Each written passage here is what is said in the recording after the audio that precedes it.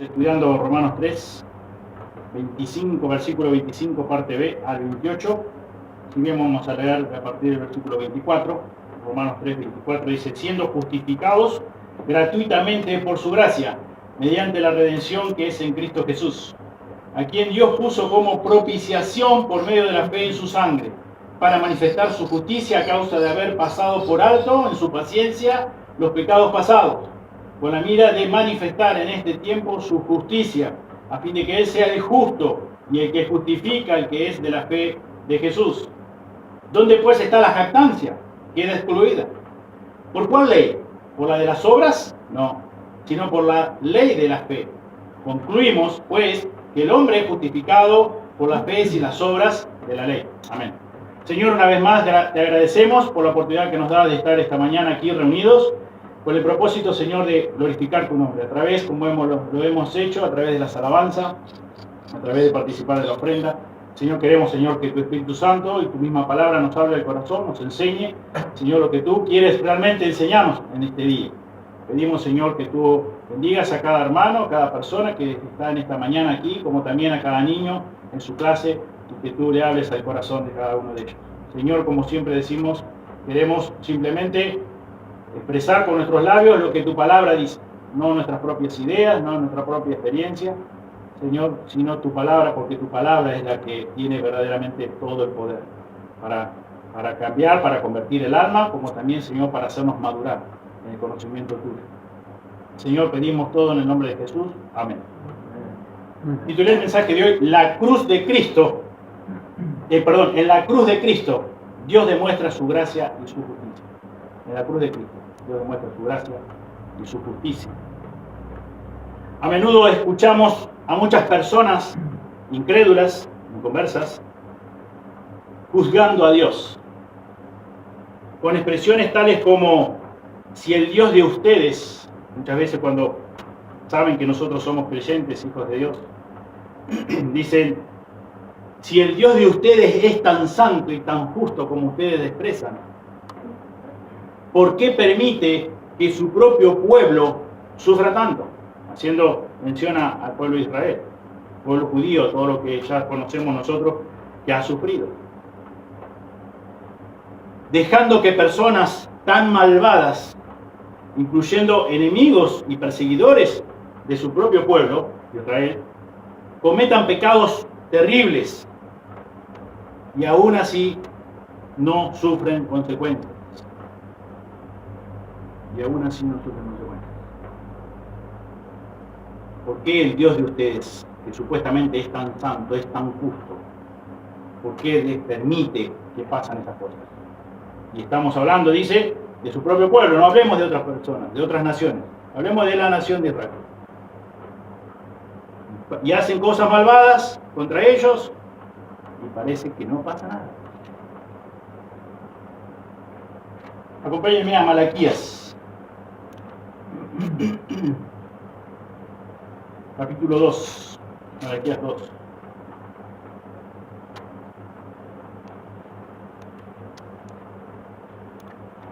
Versículo 17, Malaquías 2, 17. Habéis hecho cansar a Jehová con vuestras palabras y decís: ¿en qué le hemos cansado? En que decís: cualquiera que hace mal agrada a Jehová, y en los tales se complace. O si no, ¿dónde está el Dios de justicia? Encontramos a una cierta cantidad o a un grupo de judíos juzgando a Dios. Algunos diciendo lo que leímos primero: cualquiera que hace mal está agradando a Dios. Y en los tales se complace. Y otros dicen: ¿dónde está el Dios de justicia? ¿Por qué pasan tantas cosas y Dios no hace nada al respecto? Un grupo de judíos juzgando a Dios. Y aquí encontramos, en los versículos que hemos dado de lectura de Romanos 3, al Espíritu Santo de Dios, guiando a Pablo a declarar que por medio de la cruz, Dios no solamente permitió, como muchas veces usan ese término, como dando a entender de que bueno, a Dios se le pasó, bueno, Dios no estaba muy al tanto de lo que ocurrió, sino que Él planeó desde antes de la fundación del mundo el acto más injusto que todo ser humano podría haber cometido jamás. ¿Y cuál es ese acto más injusto que cualquier ser humano hubiese podido cometer? Someter a muerte al unigénito Hijo de Dios. Dice la Escritura en 2 Corintios 5:21, al que no conoció pecado, por nosotros lo hizo pecado. Vayamos a Hebreos 6.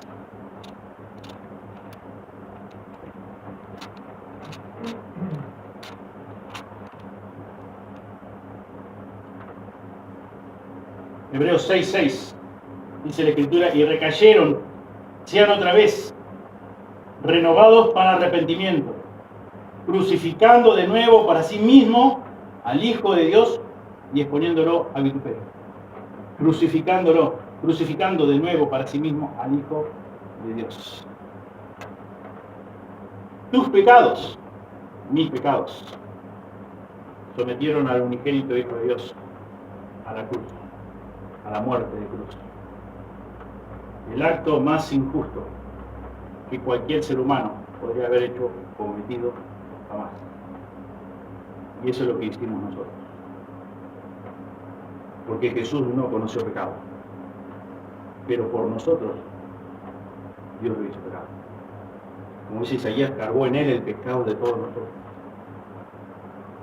Es a través de ese acto tan abominable por parte nuestra que Dios demostró su gracia y su justicia al mismo tiempo. Su gracia y su justicia. En la cruz de Cristo, Dios demostró su gracia y su justicia.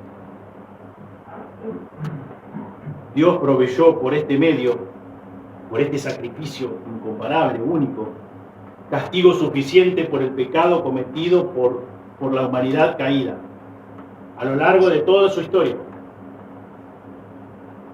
La paciencia de Dios no es una señal de injusticia, como muchos creen, como dijimos al comienzo, sino de su gracia admirable. Fíjense que dice la segunda carta de Pedro, capítulo 3, segunda de Pedro 3, 9. El Señor no retarda su promesa, según algunos la tienen por tardanza, sino que es paciente para con nosotros, no queriendo que ninguno perezca, sino que todos procedan al arrepentimiento. Dios quiere que te arrepientas, si no lo has hecho hasta ahora. Ese es el deseo de Dios. Y dice que algunos vienen por tardanza, que Dios no haya vuelto a buscar a sus escogidos todavía. El Señor no retarda su promesa, sino que Él desea que el ser humano tenga la oportunidad de arrepentirse, de reconocer su condición pecador o pecadora y arrepentirse de ella. Dios proveyó, planeó desde antes de la fundación del mundo un plan único, inigualable para que vos y yo, que fuimos escogidos delante de la fundación del mundo, fuéramos salvos. Por gracia, no por obra. Como cantamos hoy, no porque yo haya tenido algo bueno que Dios se haya fijado en mí para que me haya salvado. La justicia y la gracia de Dios se encuentra a una escala infinitamente superior a la que puede comprender la mente humana. Está a una altura muy alta. Hay una separación abismal entre lo que es la justicia y la gracia de Dios y lo que puede comprender nuestra mente humana. No podemos, somos finitos, no tenemos la capacidad suficiente para comprender lo que es la justicia de Dios. Por eso hablamos muchas veces porque el aire es gratis. No conocemos nada de su gracia, pero su justicia y su gracia son asombrosas. Debido a su justicia, ningún pecado quedará jamás sin ser castigado. Y damos gracias a Dios por eso, porque es el juez justo, como dijo Abraham, de toda la tierra. ¿No ha de hacer lo que es justo? Claro que sí.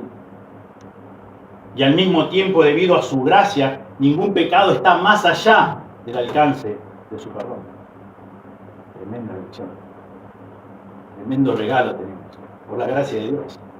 Y damos gracias a Dios porque no es ese Dios que muchas veces predican personas, que es como un gran Papá Noel. No, es el Dios justo, el único justo, el verdadero Dios, el infinito Dios, el eterno Dios, que no tendrá por inocente al culpable, que es de ojos muy limpios para ver el mal. Por lo tanto, todo pecado va a ser castigado, es castigado y será castigado eternamente en el infierno. Pero al mismo tiempo conocemos a ese Dios y de su gracia, que ningún pecado está más allá del alcance de su perdón. Y por eso damos gracias, y por eso vamos también hoy a hacer memoria de los símbolos, de lo que es el pan, lo que representa la copa. En el contexto de la paciencia de Dios, el significado es una suspensión temporal de juicio al pecado durante un periodo determinado de tiempo. No tomemos la paciencia de Dios como que está retardando su promesa, como que las cosas pasan y no hay consecuencias, que la gente peca y no pasa nada. ¿Cuántas veces hemos escuchado también a personas incrédulas decir, pero esta persona, mirá, todavía tuvo la suerte de morirse y no le pasó nada, no sufrió nada? Ignorancia, porque lo peor está después. Las consecuencias eternas son irreversibles. Pero nuestra mente, obviamente nubilada por el pecado, pensamos que todo pasa por lo que vivimos aquí en esta tierra, en este cuerpo físico. Y Dios ha sido paciente. Y sigue siendo paciente, como hemos leído en 2 de Pedro, porque quiere que todos nosotros procedamos al arrepentimiento antes que sea demasiado tarde, antes que partamos de este mundo. Después que Adán y Eva pecaron, Dios podría haberlos destruido totalmente a ellos, haberlos aniquilado. Y lo hubiese hecho justamente, porque desobedecieron a Dios. Tenían todo perfecto, tenían todo hermoso. No existía el pecado. No era la culpa de la sociedad que los rodeaba. No era culpa de que el medio ambiente no era el más apropiado. Tenían todo a la perfección. Y sin embargo decidieron desobedecer a Dios. Pecaron contra Dios. Se rebelaron contra Dios. Y Dios justamente podría haberlos aniquilado, destruido totalmente. Y así con toda la raza humana. Y no lo hizo.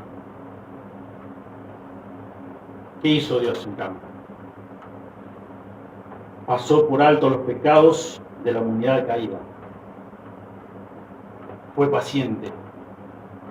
Aún en el diluvio el Señor salvó a 8 personas, como nos dice Génesis 6:8. Si quieren poder fijarse, si no, no hay problema, escuchen. En Génesis 6:8 dice la Escritura: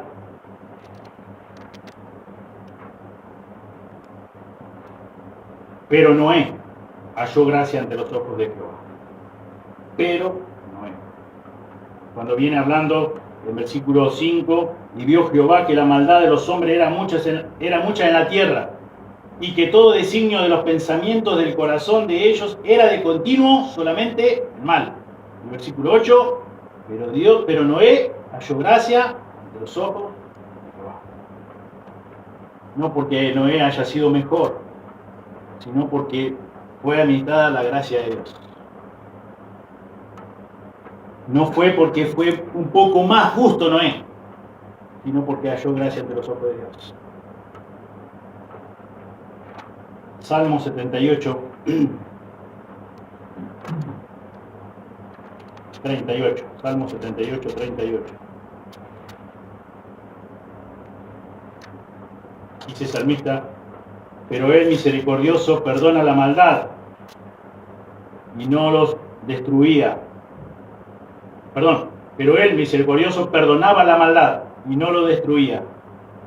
Y apartó muchas veces su ira y no despertó todo su enojo. Versículo 39. Se acordó de que eran carne, soplo que va y vuelve. Soplo que va y vuelve. Si Dios hubiese destruido a Adán y a Eva, hubiese seguido siendo infinitamente justo. Si lo hubiese hecho con Noé y su familia, hubiese seguido siendo infinitamente justo. Pero Él quiso administrar su gracia. Dice el salmista, se acordó de que eran carne, soplo que va y no vuelve. Pensaba, a raíz de esta escritura, de esta cita tan evidente de la realidad de lo que somos frente a Dios, debido a nuestra raza caída, arruinada, afectada por el pecado, qué arrogantes que somos. Cómo enseguida, como decía al comienzo, levantamos nuestra mano al cielo, queriendo juzgar a Dios por qué hace lo que hace, atribuyendo a Dios que no es justo, que la gente malvada no sufre las consecuencias, que todo al final de cuentas es lo mismo. Y nos olvidamos que somos hechos por Dios, hemos recibido el aliento de su voz, de su boca, de su nariz, hemos sido sacados de la tierra, del polvo, somos polvo, que vamos y no volvemos, pero nos creemos con ciertos derechos para levantar nuestras manos al cielo y decir, ¿qué haces, Dios? ¿Por qué hiciste esto? Pidiéndole cuenta a Dios. Qué tremendo es nuestro corazón pecador. Qué arrogante que somos por naturaleza. Como venimos estudiando en Romanos. Realmente somos un sepulcro abierto. Eso es lo que somos, por naturaleza. Y gracias a Dios por lo que le ha hecho. Y ha cambiado nuestra vida y hemos muerto al pecado. Y Él nos ha dado vida espiritual. Y hemos nacido de nuevo. Por su gracia, por su misericordia. Acompáñenme a Hechos 17.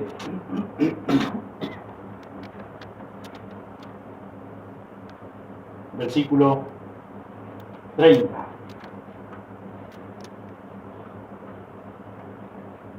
Pero Dios, habiendo pasado por alto los tiempos de esta ignorancia, ahora manda a todos los hombres en todo lugar que se arrepientan.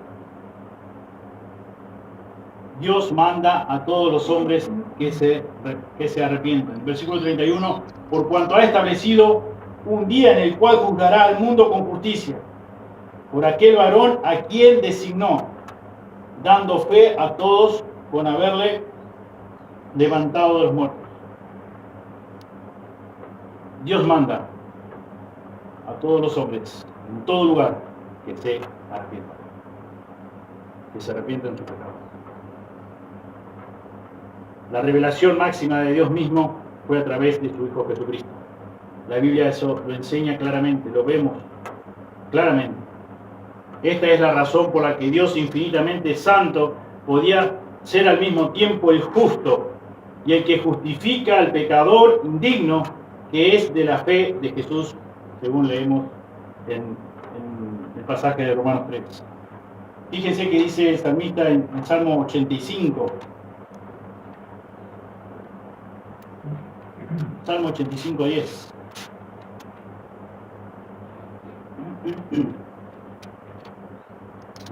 La misericordia y la verdad se encontraron. La justicia y la paz se besaron.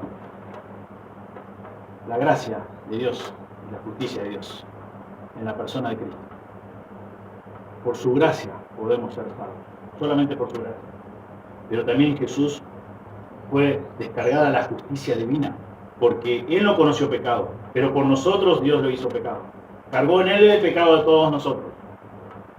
Y por eso descargó su ira justa sobre Él. Porque había pecados. Tus pecados, mis pecados.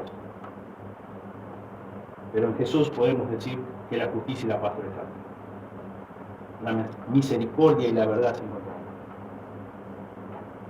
Qué verdad tan grande, qué verdad tan maravillosa. Qué grande es nuestro Dios.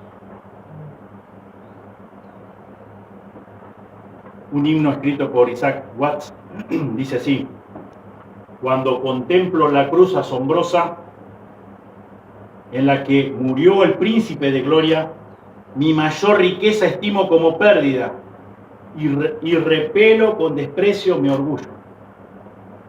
Si todos los términos de la naturaleza fuesen míos, sería una ofrenda demasiado insignificante. Amor tan admirable, tan divino, demanda mi alma, mi vida y todo. ¿Cuál amor tan grande, tan asombroso desde nuestro Señor Jesucristo? Demostrado en la persona de nuestro Señor Jesucristo, Dios demostró ese amor infinito. Y mayor amor que ese no existe. No hubo, no hay, no habrá. Dios haciéndose humano, vistiéndose de humanidad, ocupando el lugar que vos y yo debíamos ocupar. El acto más abominable hemos llevado a cabo.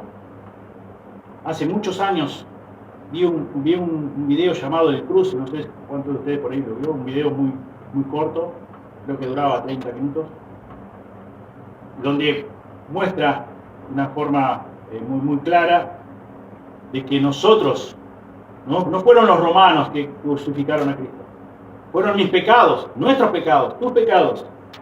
Entonces el protagonista, cuando ve que Jesús está siendo clavado en la cruz, pega un gran grito diciendo: no hagas eso. Y la cámara enfoca que se da vuelta el que tenía la masa golpeando el clavo, y es el mismo. Y eso nos ilustra la realidad de lo que la Biblia dice. Jesús no conoció pecado, pero por mis pecados Él fue al madero, Él fue crucificado. Él tuvo que soportar la ira justa de Dios, que vos y yo debía ocupar, que debíamos, que sobre cada uno de nosotros debía ser descargada esta ira. La paga del pecado, dice la Escritura, es la muerte. Cuán amor tan grande. Y qué acto tan abominable, tan terrible que hemos llevado por nuestros pecados. Y crucificar al justo, al que no conoce los pecados. El poder de la salvación está solamente en la cruz de Cristo. Por lo tanto, el hombre no tiene motivo alguno para autoexaltarse. Y eso nos habla el mismo apóstol Pablo en 1 Corintios, capítulo 1, a partir del versículo 26, diciéndonos: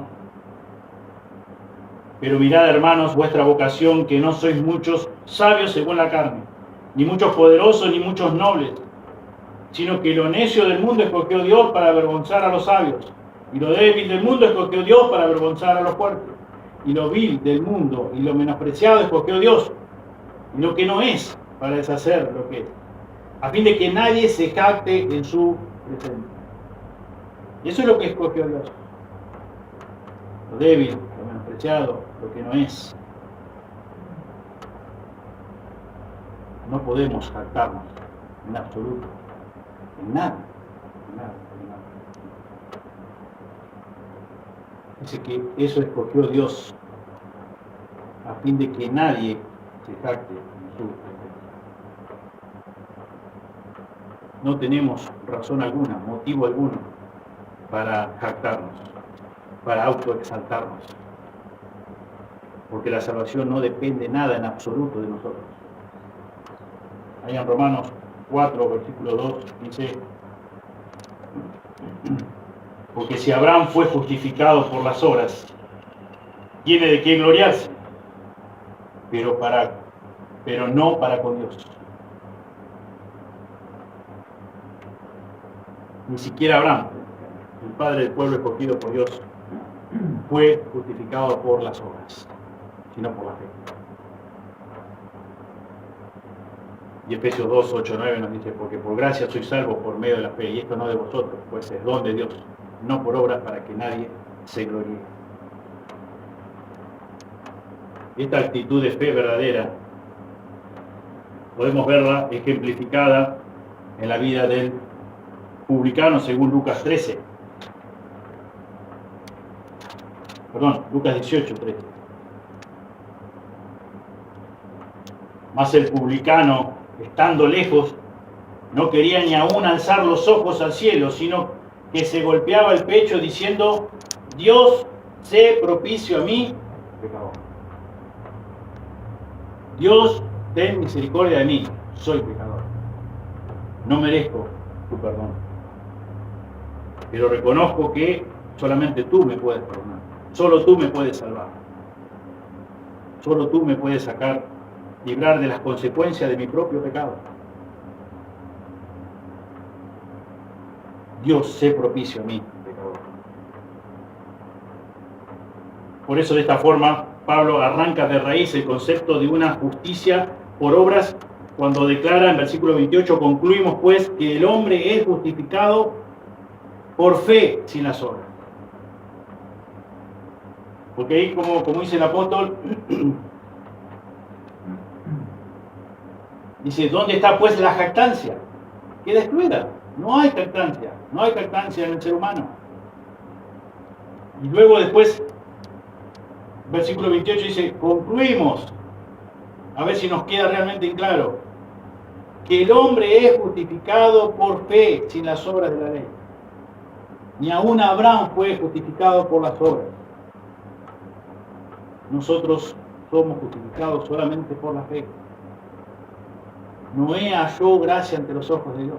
Fue la gracia de Dios. Es por gracia, no es por obra. Obviamente que después ahí Pablo continúa diciendo en versículo 10 que Dios sí preparó buenas obras para que una vez ya salvo por gracia, andemos en las buenas obras como evidencia de salvación. Por naturaleza todos los seres humanos tendemos a ser moralistas, pero tendemos a ser moralistas en lo que tiene que ver en lo externo, en lo que se ve, en lo que notan los demás. Y aún así somos engañados pensando que somos salvos por lo que aparentamos ser. Tenemos esa tendencia natural. Y vamos a ver algunos ejemplos. Uno de ellos lo encontramos en Mateo 19. Mateo 19, versículo 16. Dice la Escritura: entonces vino uno y le dijo: Maestro bueno, ¿qué haré para tener la vida eterna? Fíjense la pregunta: ¿qué haré para tener la vida eterna? Jesús le dice: ¿por qué me llamas bueno? Ninguno hay bueno sino uno, Dios. Mas si quieres entrar en la vida, guarda los mandamientos. Le dijo: ¿cuáles? Jesús dijo: no matarás, no adulterarás, no hurtarás, no dirás falso testimonio, honra a tu padre y a tu madre, y amarás a tu prójimo como a ti mismo. El joven le dijo: todo esto lo he guardado desde mi juventud. ¿Qué más me hace falta? ¿Qué más tengo que hacer que todo lo que ella ha hecho? Jesús le dijo: si quieres ser perfecto, anda, vende lo que tienes y dalo a los pobres, y tendrás tesoro en el cielo. Y ven y sígueme. Oyendo el joven esta palabra, se fue triste porque tenía muchas posesiones. Aquí vemos un claro ejemplo de aquel que quería, o aquel que obedecía para recibir tener cierta reputación externa. Todo lo que tenía que ver con lo externo. Es lo que podía concretar y llevar a cabo lo que Dios le había dicho: guarda esto, obedece en aquello. Él lo hacía. Y todavía dice: bueno, pero ¿qué más tengo que hacer? Evidentemente la ley a la cual él obedecía o venía obedeciendo desde su juventud, como declara, ¿estaba motivada por el amor a Dios? No. Lo hacía por amor a sí mismo. Lo hacía para como decimos nosotros, para darse dique, para una forma de autoexaltación, para demostrar a los demás que él era justo delante de Dios. Él lo hacía motivado, buscando sus propios intereses, para su propio fin, pero no para glorificar a Dios. Su propósito por el cual obedecía los mandamientos no era para glorificar a Dios, no era verdaderamente porque amaba a Dios, era para demostrar a las demás personas que él era una persona recta delante de Dios, que era una persona justa. ¿Qué más tengo que hacer? Esto ya lo hago ya desde años. ¿Qué otra cosa más tengo que hacer para poder asegurarme de que voy a entrar al reino de los cielos? Por naturaleza tendemos a ser moralistas, hacer cosas que tienen que ver con lo externo, con lo que pueden ver los demás y juzgar en cuanto a lo que ven. Y eso no significa, por lo que cuenta el relato acá, no sabemos más de este joven, pero evidentemente no estaba dispuesto a venderlo todo y seguir a Jesús, porque su corazón, su prioridad eran las riquezas, no era Dios. Su amor primordial no era Dios, es evidente. Entonces no podemos decir que este joven, por más que guardaba los mandamientos de Dios, fue un seguidor de Dios, fue un seguidor de Jesús, fue un discípulo de Jesús, ¿no? Una persona moralista, engañada porque obedecía los mandamientos de Dios. El conocimiento intelectual de la verdad de Dios no constituye necesariamente una prueba de fe salvadora. Muchas personas creen que porque conocen mucho de la Biblia, eso los hace personas hijas de Dios. Que porque ya conocen mucho de la Biblia, ya son un hijo o son una hija de Dios. Mucho conocimiento de la palabra de Dios no es igual a ser salvo. No es sinónimo. Mucho conocimiento igual salvación no es. Y si no, tenemos el claro ejemplo en la Escritura de los escribas y fariseos. ¿Quién conocía más, de forma más exacta, más puntual que los escribas y fariseos? Y sin embargo, por lo que vemos en la Escritura, no fueron salvos. A no ser alguno que se haya verdaderamente arrepentido, pero de lo contrario, la mayoría no fue salvo. No creyeron en las verdades que ellos mismos estudiaron por años, que ellos conocían muy bien. Al contrario, esas verdades se convirtieron en juicio contra ellos. Más conocían, más juicio de la Biblia. Y ya también eso lo hemos estudiado. Más conocimiento tenemos de Dios, más conocimiento tenemos de la Escritura, más juicio. Dios nos va a pedir más cuenta a nosotros, porque tenemos más conocimiento. Entonces, mucho conocimiento de Dios no es sinónimo de salvación. No es sinónimo de tener la fe salvadora. No es una garantía de salvación. Solamente conocer la Escritura o conocer mucho de la Escritura. Tampoco es sinónimo de ser salvo participar de lo religioso.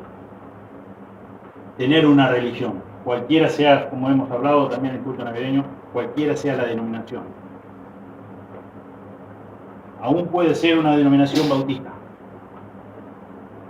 y ser una religión. En el Antiguo Testamento encontramos en reiteradas ocasiones que Dios condenó a los israelitas por su meticulosa obediencia externa de las ordenanzas y ceremonias que Dios había ordenado a través de Moisés. Mientras que por otro lado, ellos mismos no confiaban en el Dios de la ley. Isaías, capítulo 29, nos dice, Dios a través de Isaías, obviamente, Isaías 29, 13, dice pues el Señor, porque este pueblo se acerca a mí con su boca y con sus labios me honra, pero su corazón está lejos de mí y su temor de mí no es más que un mandamiento de hombres que le ha sido enseñado. Claramente vemos aquí en la Escritura que Dios mismo está diciendo, si escuchás a este pueblo se llena la boca de mí, me honra, pero con su boca, pero su corazón no dice lo mismo. con su corazón no me honra. En su corazón no está la actitud que debería estar. No tiene la actitud correcta. Su deseo profundo no es glorificarme, no es honrarme. Pero vos lo escuchás hablar y tiene la boca llena de Dios, de que ama a Dios, de que Dios es lo primero, de que Dios es lo más importante. Pero después con su vida demuestra lo contrario. Con su vida dice lo contrario. Por eso decimos que asistir con regularidad a una iglesia no es sinónimo de salvación. No es sinónimo de salvación. Participar de lo religioso tampoco te garantiza de que sos salvo. Dios lo dice, el Señor lo dice, claramente lo hemos leído, y así podríamos tener un montón de citas más. Con los labios decimos una cosa, pero con el corazón demostramos lo contrario. Tomando el ejemplo del joven rico, que dimos lectura en Mateo 19, según lo que podríamos escuchar del joven rico, o lo que leímos, él honraba a Dios, pero de labios. Cuando Jesús lo confrontó a tomar una decisión, cuando él le hizo ver claramente dónde estaba su corazón, que era su corazón estaba en las riquezas, y le dijo, dejá la riqueza y poneme a mí en ese lugar. ¿Cuál fue la reacción del joven? Irse, muy triste, porque no estaba dispuesto a desentronar las riquezas y poner a Cristo. Con vos puede pasar lo mismo. Puedes tener una persona, puedes tener cosas materiales que esté ocupando el lugar de Dios. Y quizás con tus labios decís o expresás honrar a Dios, alabás a Dios, conocés de la Biblia, escuchás mensajes, pero tu corazón está cerca de Dios, está dispuesto a obedecerle por sobre todas las cosas.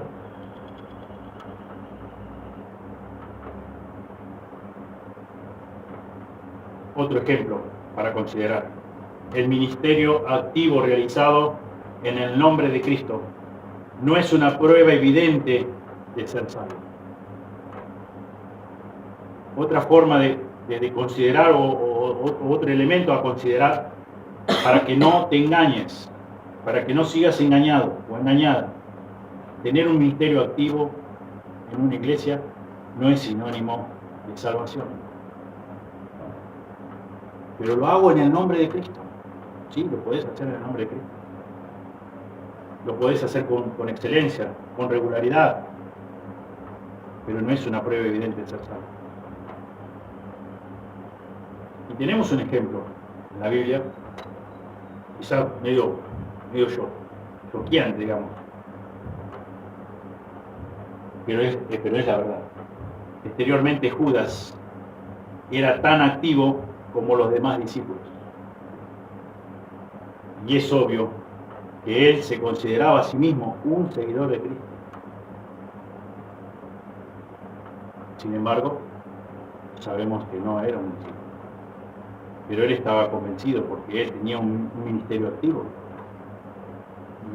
Y era contado como un discípulo. Y el resto de los discípulos tampoco sabían que él era el hijo de perdición. Solamente Jesús sabía. Pero él daba por sentado de que era un discípulo. Obviamente era tratado como un discípulo. Jesús no hizo diferencia, porque si no, de lo contrario, los demás se hubiesen dado cuenta. Exteriormente, Judas, obviamente engañado por su pecado, pero exteriormente Judas era muy activo, tenía un ministerio activo.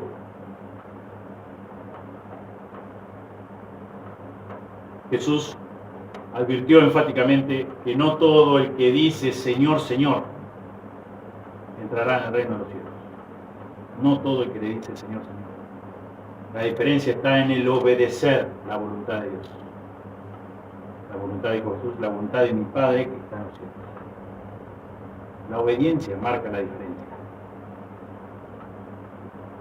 No el decir. No basta con expresar de nuestros labios. No basta con llenarnos la boca de Dios, sino con el obedecer.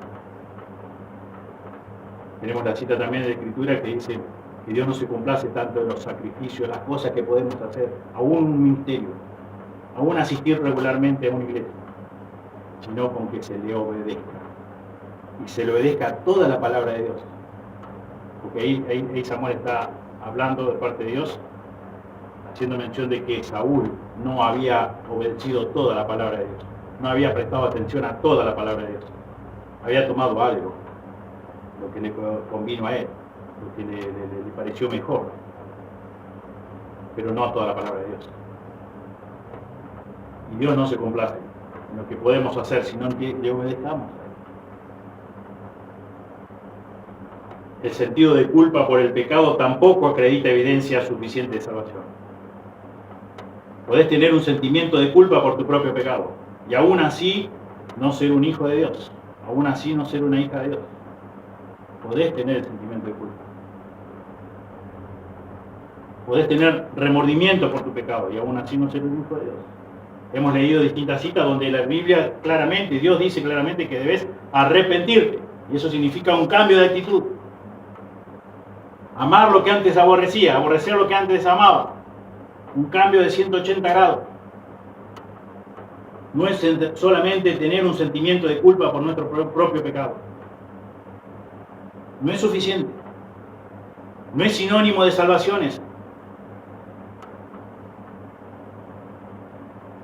Personas que por su gran fuerza de voluntad han podido abandonar alguna práctica de pecado por sus propios por su propia determinación, por su propia fuerza de voluntad. Eso lo único que hace es alimentar de una forma tremenda su orgullo personal. Yo he escuchado a muchas personas decir: yo tengo mucha fuerza de voluntad, lo que me propongo hacer, lo hago. No me preguntes cómo, pero lo que yo me propongo hacer, lo hago. Pongo la firma. Planeé hacer tal cosa, llegó tal momento, tal día, lo concreté. Quiero hacer otra cosa, voy, no sé cómo, y lo hago. Lo que quiero, lo hago. ¿Qué logra eso? Alimentar aún cada vez más mi orgullo. La autorreformación, aún pensando en esto de que pude abandonar, me propuse dejar este vicio y lo dejé. Me propuse no hacer mal aquello y no lo hice más. Eso alimenta mi propio orgullo, el orgullo humano, y nos aleja totalmente de la gracia de Dios. Porque yo puedo, porque yo me propongo, porque lo que yo me propongo, eso lo hago. Eso lo concreto. No me preguntes cómo, pero yo lo concreto. Lo que me propongo, lo hago. Y por ende, no obtengo salvación.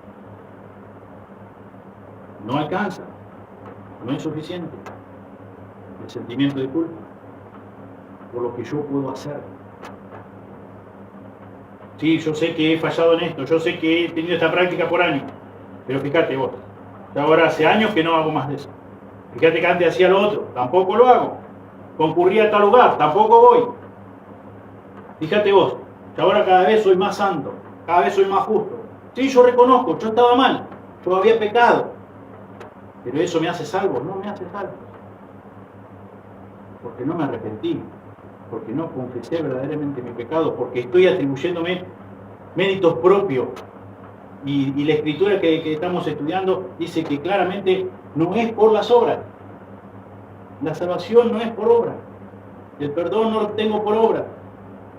Es por la gracia de Dios. Es por lo que Cristo hizo en la cruz. ¿Cuántas personas han vivido apoyando o confiando en que son hijas de Dios porque tomaron un día una decisión por Cristo?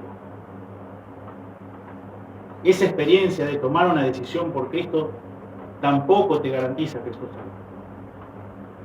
Personas por años han vivido convencidas de que son hijas de Dios porque tomaron una decisión por Cristo. ¿Cuántas veces hemos escuchado a personas decir, si yo tomé decisión por Cristo, tal fecha, en tal tiempo? Por eso, desde ahí soy un hijo, una hija de Dios. Y muchas veces escuchamos testimonios de personas que, sí, tomé decisión, fui salvo en aquel momento, porque tomé la decisión por Cristo. Después viví como se me dio la gana, pero nunca dejé de ser un hijo de Dios, nunca dejé de ser una hija de Dios. Eso no tiene respaldo bíblico, porque dice la Biblia que el que dice que conoce a Dios debe amar a Dios, debe guardar su palabra, debe haberse arrepentido de su pecado. Y eso no significa que viva una vida perfecta sin pecado, pero vive con un sentimiento de arreglar sus cuentas con Dios cada día, porque entendió que el pecado, alguien pagó por ese pecado, y ese fue Cristo, porque Él sí fue sin pecado, pero por mí fue hecho pecado, y mi pecado es muy grave para Dios, es muy delicado para Dios. Entonces no puedo haberme dado el lujo de haber vivido años como se me da la gana y todavía ser un hijo de Dios, ser una hija de Dios. ¿Por qué? Porque deposité toda mi confianza en una decisión que tomé, en una confesión, o en una oración, como le llamamos, una oración del pecador. Hice esa oración en tal año, tal día, tal mes. Y a partir de ahí fui un hijo de Dios, fui una hija de Dios. No podemos apoyar nuestra confianza o poner nuestra confianza solamente en una profesión de fe, por más sincera, por más genuina que haya sido. No, pero yo la hice de corazón, yo estaba consciente, yo sentí tal cosa, fue algo muy fuerte en mí, pero después ¿qué pasó? No sé qué pasó, pero viviste en pecado y sí, nada. ¿Cuántas personas han depositado su confianza porque solamente tomaron una decisión por Cristo en un momento determinado? Eso no es prueba, no constituye una prueba evidente de salvación. No sé cuál ha sido tu caso. Si sos verdaderamente un hijo de Dios o no sos un hijo de Dios, una hija de Dios. Pero si este justamente es tu caso, deja de confiar en los actos falsos. Desechar por completo esa fe falsa. Porque la fe no la generamos nosotros. Dice Efesios 2, 8 y 9 que es un don, es un regalo de Dios. Es un obrar de Dios, es un obrar 100% de Dios. Entonces, ¿qué vamos a atribuir a que Dios falló en el proceso? Dios se equivocó, no tuvo suficiente poder para darle un nuevo nacimiento completo.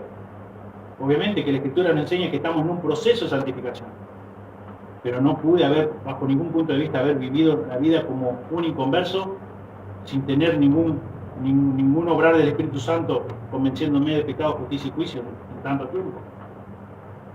Evidentemente no era un hijo de Dios. Yo estaba engañado. Por algo Jesús nos advierte y nos dice: no todo aquel que me dice Señor, Señor, no todo aquel que me dice en tu nombre hice tal y tal cosa. Por eso Pablo dice acá en Romanos 3 que leímos,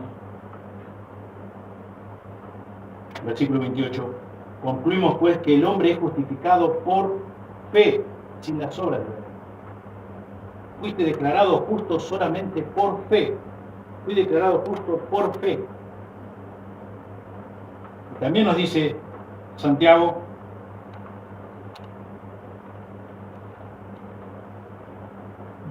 (1:22), pero sed hacedores de la palabra y no tan solamente oidores, engañándoos a vosotros mismos.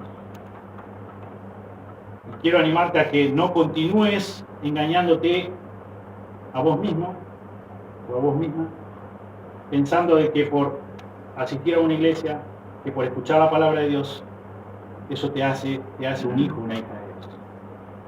Eso no es evidencia de salvación. ¿Quiénes son verdaderamente los hijos de Dios? Los que oyen la palabra de Dios y la hacen. Si se fijan ahí en Tito, también nos habla de que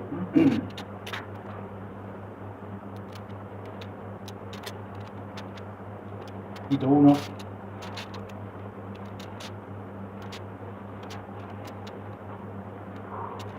uno 16, profesan conocer a Dios, pero con los hechos lo niegan, siendo abominables y rebeldes, reprobados en cuanto a toda buena obra.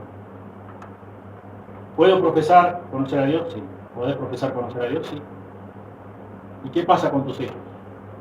¿Qué pasa con tus actitudes diarias? ¿Qué lugar ocupa Dios en tu vida? ¿Qué tan importante es Dios para vos? ¿Amás a Dios como me dice el primer mandamiento, primer y gran mandamiento? Con toda tu fuerza, con toda tu alma, con toda tu mente. ¿Amás a Dios a ti? ¿O amás como amaba el joven rico a Jesús? Hacía todo, pero no me toques esto. Estoy dispuesto a hacer todo esto, y más también, lo que vemos en el pasaje. Pero cuando Jesús te dice, bueno, haces eso, está bien, pero ¿sabes qué? Te falta una cosa. Desentroná eso que se llama riqueza, y quiero yo ocupar este lugar. ¿Cuál es tu situación? ¿Cuál es tu verdadera situación? ¿Profesás conocer a Dios y ocupa lugar Dios en el trono de tu vida, en el centro de tu vida? ¿O solamente has profesado conocer a Dios, pero con los hechos lo negás? Con tu diario vivir, con tu forma de cómo conducís tu propia vida, lo negás. Negás conocer a Dios. Dice Jesús, el que me ama, mi palabra guardará. El que me ama, mi palabra obedecerá. Y Jesús leíamos ahí, fíjense, con esto concluimos, Mateo 7. Vamos a leerlo del versículo 21 al 23, donde dice Jesús, no todo el que me dice Señor, Señor, entrará en el reino de los cielos, sino el que hace la voluntad de mi Padre que está en los cielos. Muchos me dirán en aquel día, Señor, Señor, ¿no profetizamos en tu nombre? ¿Y en tu nombre echamos fuera demonio? ¿Y en tu nombre hicimos muchos milagros? Y entonces les declararé, nunca os conocí, apartados de mí, hacedores de maldad. No todo aquel que dice, sino el que hace. No todo aquel que dice, sino el que obedece. Ese es el verdadero Hijo de Dios, aquel que conoce a Dios, como dice en Juan 10.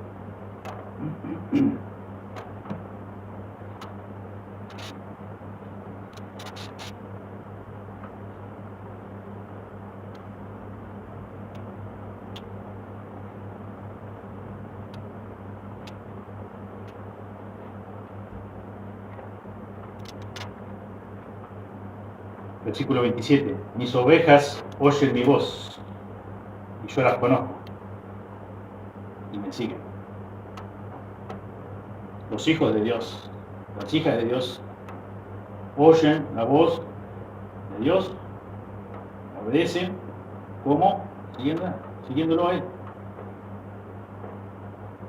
Porque no solamente la oyen, como dice Santiago, sino que la ponen en práctica, la obedecen. Porque lo ama.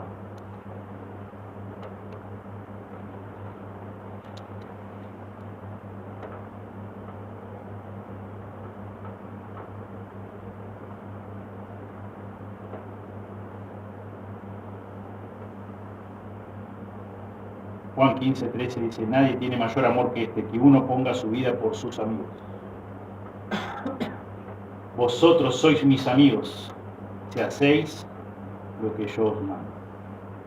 Muchas veces repetimos el primer versículo, el versículo 13. Que no hay mayor amor que este, que uno ponga su vida por sus amigos. Y decimos, gracias a Dios. Pero después continúa Jesús diciendo, vosotros sois mis amigos, si hacéis lo que yo os mando. ¿Sos verdaderamente un amigo de Jesús? ¿Sos verdaderamente un hijo, una hija de Dios? Como dice Jesús, que lo demostrás obedeciéndole, haciéndole caso a lo que Él ya mandó, a lo que Él ya dejó escrito. Dios bendiga su palabra. Oremos. Señor, te damos muchísimas gracias por este tiempo, gracias por cada hermano aquí. Pedimos, Señor, que tú bendigas sus vidas. Señor, que obres, Señor, en los corazones de que quizás haya alguna persona, Señor, que aún no es un hijo tuyo o hija tuya. Señor, pedimos, Señor, que tú obres con el poder de tu Espíritu Santo, convenciendo pecado, justicia y juicio. Señor, pedimos, Señor, que obres a través de tu palabra, que es toda poderosa. Señor, pedimos, Señor, que deje de seguir engañándose a sí misma. Señor, porque un día, no sabemos cuándo, y puede ser muy pronto, tú vas a dar un veredicto. Y no importa, Señor, qué tantas cosas hayamos hecho en tu nombre. Señor, quizás no echamos fuera demonios, pero sí quizás asistimos con cierta regularidad a una iglesia. Quizás no pusimos la mano sobre enfermos para que sean sanados, pero sí hemos estudiado tu palabra. Hemos aprendido de memoria cierta cantidad de versículos. Quizás hemos tenido un ministerio en tu iglesia, pero eso no garantiza que somos salvos y que es salva esta persona. No es sinónimo de salvación. Tu palabra claramente lo dice. Porque verdaderamente son tus hijos, Señor, tus ovejas.